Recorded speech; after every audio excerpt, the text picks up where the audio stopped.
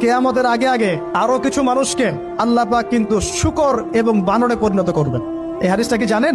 হাদিসটা শুনে রাখেন। এটা আখিরুজ জামান বা কিয়ামতের আলামত সংক্রান্ত হাদিসগুলোর মধ্যে পাবেন।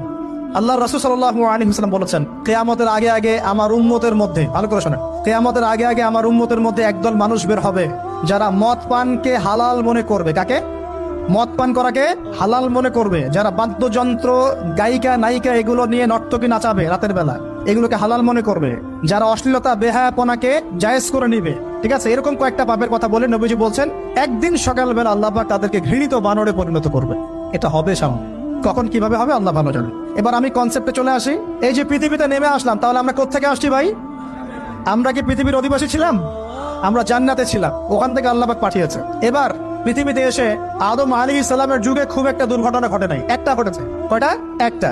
ভাই হাবিলের কোরবানি কবুল হয়, কাবিলের অন্তর্দাহ হয়, জ্বালা হয়। কেন হাবিলেরটা কবুল হবে, কাবিলের কেন হচ্ছে না?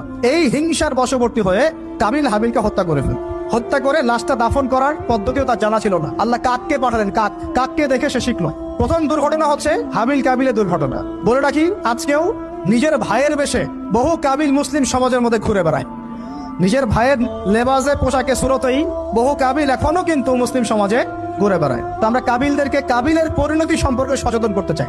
হাবিল বলেছিল, তুমি যদি আমাকে মারতে আসো, আমি তোমাকে মারার জন্য হাত বাড়াবো না। হাবিল জান্নাতে যাবে আর কাবিল জাহান্নামে যাবে। কেন কাবিল জাহান্নামে যাবে? নবীজি বলেছেন, পৃথিবীর প্রথম হত্যাকাণ্ড সংগঠিত করেছে কাবিল। এই কারণে পৃথিবীতে যত খুন হবে, সমস্ত খুনের পাপের একটা অংশ কাবিলের আমলনামায় যোগ করা হবে। বলে নাউজুবিল্লাহ। একটা কথা মনে রাখবেন, সদকায়ে জারিয়া যেমন আছে, গুনাহে জারিয়াও আছে। একটা মদের দোকান দিয়েছেন, যত মানুষ মদ খাচ্ছে, সমস্ত গোনার একটা অংশ আপনার কাঁধে আসছে।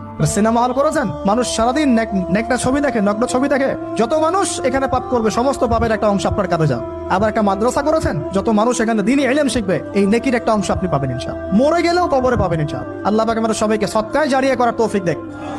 গুনাহে জারিয়া থেকে বাঁচিয়ে রাখুন, খুব খেয়াল রাখবেন। আল্লাহ পাক আমাদের হেফাজত করুন বলি আমিন। এবার ওই যুগ শেষ, নূহ আলাইহিস সালামের যুগ। এই যুগে আল্লাহর একই সুন্নত। নূহ আলাইহিস সালাম 950 বছর দাওয়াত দিলেন, 40টা বা 80টা পরিবার ইসলাম কবুল করেছে, বাকিরা করে নাই। যারা করে নাই আল্লাহ পাক তাদেরকে ডুবিয়ে মারলেন, যারা করেছে আল্লাহ পাক উদ্ধার করলেন। সোজা কথা। আজকে সারা পৃথিবীতে যত মানুষ আমরা বেঁচে আছি না, আমরা কোনো না কোনো ভাবে ওই 80 পরিবারের সদস্য। আমরা ভাই ভাই, আমরা ওই ফ্যামিলি, 80 ফ্যামিলির অন্তর্ভুক্ত। কিরকম করে? নূহ আলাইহিস সালামের 4 সন্তান ছিল। কয় সন্তান?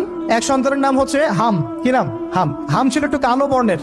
হামকে দিয়ে আফ্রিকার কন্টিনেন্টে যত মানুষ দেখছেন ব্ল্যাক স্কিনের, কালো স্কিন, এরা সবাই হামের বংশধর। মজা না বিষয়টা? মানুষের অস্তিত্ব পৃথিবীতে, ইতিহাস, এগুলো খুব ইন্টারেস্টিং টপিক।